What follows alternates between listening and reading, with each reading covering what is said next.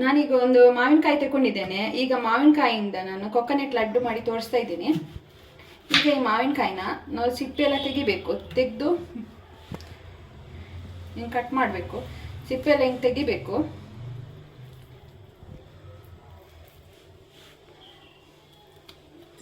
ಹಿಂಗೆ ತೆಗೆದ್ರೆ ಆಯಿತು. ಸಿಪ್ಪೆ ತೆಗೆದು ಮಿಕ್ಸ್ಚರಿಗೆ ಹಾಕ್ತಾ ಇದ್ದೀನಿ ನೋಡಿ. ಈ ಥರ ಮಾಡಿ ನಾನು ಮಿಕ್ಸ್ಚರಿಗೆ ಹಾಕ್ತೀನಿ. ಬಿಸತಿಯಲ್ಲಿ ಕಟ್ ಮಾಡಿ ಹಾಕ್ಬೋದು.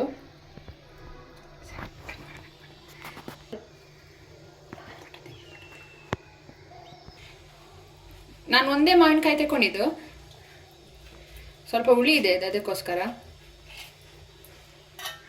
ಮಿಕ್ಸ್ಚರಲ್ಲಿ ನಾನು ಗ್ರೈಂಡ್ ಮಾಡ್ಕೊಳ್ತಾ ಇದ್ದೀನಿ. ಈ ಥರ ಆಗಿದೆ ನೋಡಿ, ಪೇಸ್ಟ್ ಥರ ಆಗಬೇಕು. ಈ ಥರ ಯಾವುದೇ ನೀರು ಯೂಸ್ ಮಾಡಬಾರ್ದು, ಇಷ್ಟೇ.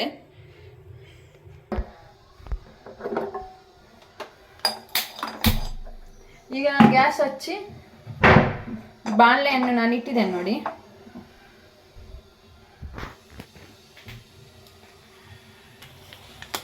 ಕೊಕೊನೆಟ್ ಪೌಡ್ರ್ ಅಂತೇಳಿ ಡಿಮಾರ್ಟಲ್ಲಿ ಸಿಕ್ಕುತ್ತೆ ನೋಡಿ.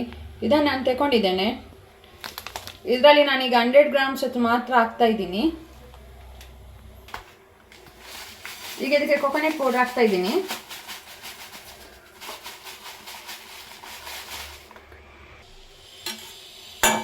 ಈಗ ಇದನ್ನು ಚೆನ್ನಾಗಿ ಒಂಚೂರು ಉರಿಬೇಕು. ಈ ಥರ ತೋರಿಸು.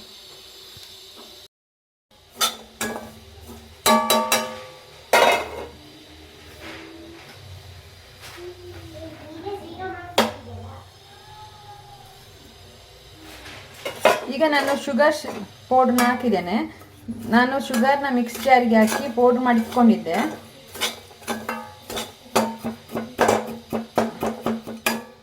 ಈಗೇನೆ ನಾವು ಇದನ್ನು ಫ್ರೈ ಮಾಡ್ತಾ ಇರಬೇಕು.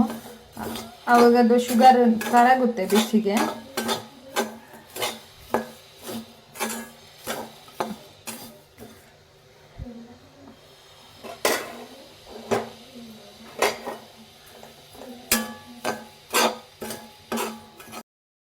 ಈಗ ಇದಕ್ಕೆ ಮ್ಯಾಂಗೋ ಪೇಸ್ಟ್ನ ಹಾಕ್ತಾ ಇದ್ದೀನಿ.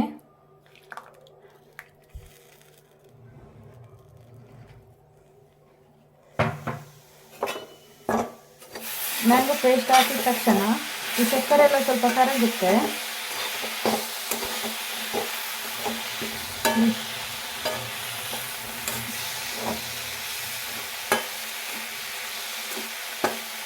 ಈ ಥರ ಆಗುತ್ತೆ. ಒಂಥರ ಮ್ಯಾಂಗೋದು ಸ್ಮೆಲ್ ಬರುತ್ತೆ. ಇದಕ್ಕೆ ಯಾವುದೇ ತುಪ್ಪ ಎಲ್ಲ ಆ್ಯಡ್ ಮಾಡಲಿಕ್ಕಿಲ್ಲ. ಯಾಕಂತ ಹೇಳಿದರೆ ಕೊಕೊನೆಟಲ್ಲಿ ಆಯಿಲ್ ಅಂಶ ಇರುತ್ತಲ್ಲ, ಅದಕ್ಕೋಸ್ಕರ. ನಾವು ಸಕ್ಕರೆ ಅಂದರೆ ಇಡೀ ಸಕ್ಕರೆನ ನಾವು ಯೂಸ್ ಮಾಡಿದರೆ ಇದು ನೀರಾಗಿ ಸ್ವಲ್ಪ ಲೇಟ್ ಆಗುತ್ತಲ್ವ, ಮತ್ತು ಅದಕ್ಕೆ ನಾನು ಸಕ್ಕರೆ ಪೌಡ್ರ್ ಥರ ಮಾಡಿ ಮಾಡ್ತಾಯಿರೋದು. ಈ ಲಡ್ಡು ತುಂಬ ಚೆನ್ನಾಗಿರುತ್ತೆ ಮತ್ತು ಬೇಗ ಆಗುತ್ತೆ. ಏನಾದರೂ ನಮಗೆ ಫೆಸ್ಟಿವಲ್ ಇದ್ದಾಗ ಅಥವಾ ಪೂಜೆ ಎಲ್ಲ ಇದ್ದಾಗ ನಾವು ಇದನ್ನು ಈಸಿಯಾಗಿ ರೆಡಿ ಮಾಡ್ಕೋಬೋದು. ಮ್ಯಾಂಗೋ ಇಲ್ಲದಿದ್ದರೂ ನಾವು ಈಗಲೂ ರೆಡಿ ಮಾಡ್ಬೋದು. ಅದು ಸಹ ನಾನು ರೆಸಿಪಿ ಚಾನಲಲ್ಲಿ ಹಾಕಿದ್ದೇನೆ.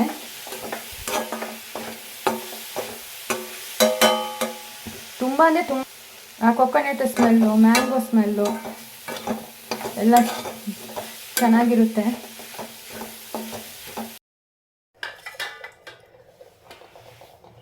ಈಗ ನಾನು ಇದನ್ನು ಲಡ್ಡು ರೀತಿಯಲ್ಲಿ ಮಾಡ್ತಾ ಇದ್ದೀನಿ. ಹಿಂಗೆ ಮಾಡಬೇಕು.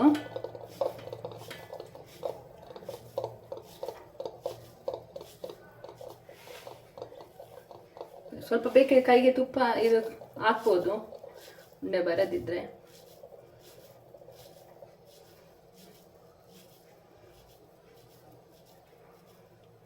ಬರುತ್ತೆ.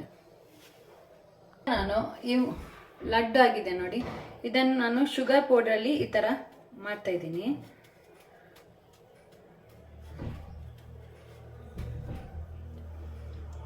ಈ ಥರ ಮಾಡಿದೆ ಶುಗರ್ ಪೌಡ್ರಲ್ಲಿ. ಒಂದೊಂದು ಮಾಡಿ ನಾನೀಗ ಇಡ್ತಾ ಇದ್ದೀನಿ. ಈಗ ನಾವು ಪ್ರೆಸ್ ಮಾಡುವಾಗ ಇದು ಇದರಲ್ಲಿ ನೋಡಿ ಎಣ್ಣೆ ಥರ ಬರುತ್ತೆ ನೋಡಿ. ನಾವು ಯಾವುದೇ ತುಪ್ಪನ ಯೂಸ್ ಮಾಡಿಲ್ಲ ನೋಡಿ.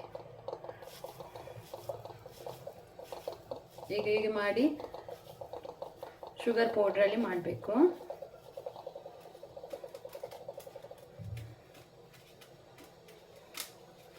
ಇದೀಗ ಆಯಿತು. ನೋಡಿ ಈಗ ಆಗಿದೆ ಇದು.